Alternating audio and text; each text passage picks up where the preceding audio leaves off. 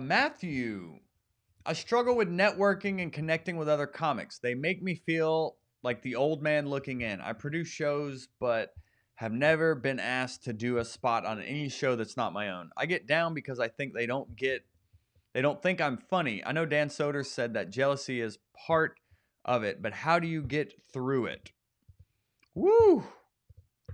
Great question, Matthew. I can tell you from personal experience, I feel the exact same way, which is why I started Hot Breath Pro to begin with, because it's the comedy scene that I wish existed when I started comedy 10 years ago. Because I was never on the cool shows, I was never at the cool table, nobody was giving me comedy tips. So Hot Breath Pro is now the community that we can all, be accepted as long as we're willing to be nice and be funny. So just know you're not alone in that feeling as well. As earlier we talked about Amanda having that self doubt around her writing and comedy. You're not alone in this. And I think what's going to help you, just keep doing you, Matthew. Keep producing your own shows. Those are the shows I could get on. The ones that I produced. Those are the shows I could get on. So this is a common thing with a lot of comics is why doesn't my scene like me? How can I get in here? But focus on what you can control. So, what can you control? You can control when you write. You can control what other shows you produce. You can control your own destiny, your own career. You can't control what cool bar does a show at, you know, 4 a.m. at the buffet, but if you don't have an ironic beard, then you're not allowed to perform on it. You can't control if you get on that or not. But you can control the shows you do. You can control you getting opportunities outside of your city. So if you're looking for opportunities in a comedy scene, look outside of your own city. See if there's other shows that you can tap into, things like that.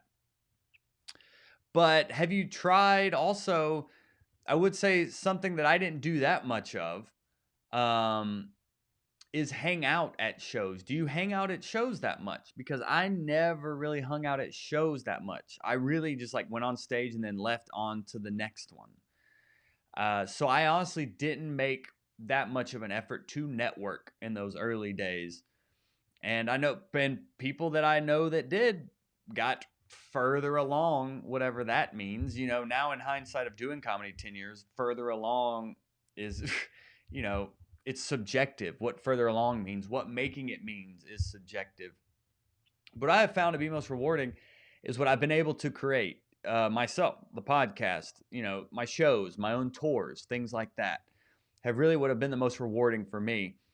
So I would challenge you to start focusing on what you can control and start controlling it more. And it's a process, but the more you do it, the easier it'll get, and the more you'll be able to start controlling and focusing on what you do have versus what you don't have is another good thing to think about, because that's we get in that negative feedback loop of, oh, I'm not getting booked on any shows, no one likes me, I'm never going to make it in this game.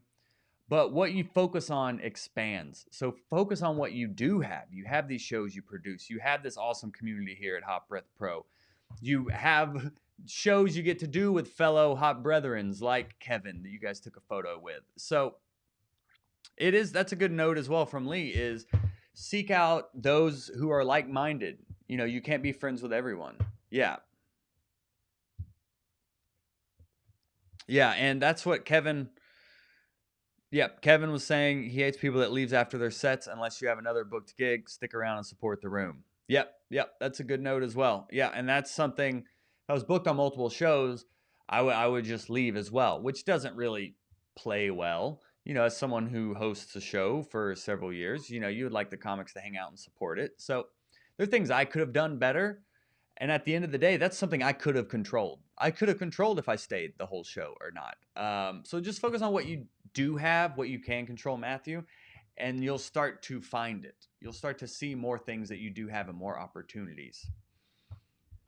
I don't want to get too deep here, but it's the RAS, the reticular activating system. It's kind of like if you buy a Toyota, then you start seeing Toyotas everywhere. It's the same thing on what your thoughts are and what you focus on. If you start focusing on what you do have, you're going to start seeing more things you have around you. But if you start focusing on what you don't have, then you're going to start seeing that more and more. You're going to start seeing more evidence of that. Hey, hop brethren and sistren, if you enjoyed this comedy tip, subscribe to this YouTube channel and go join our Facebook group to have your questions answered live on next week's Q&A.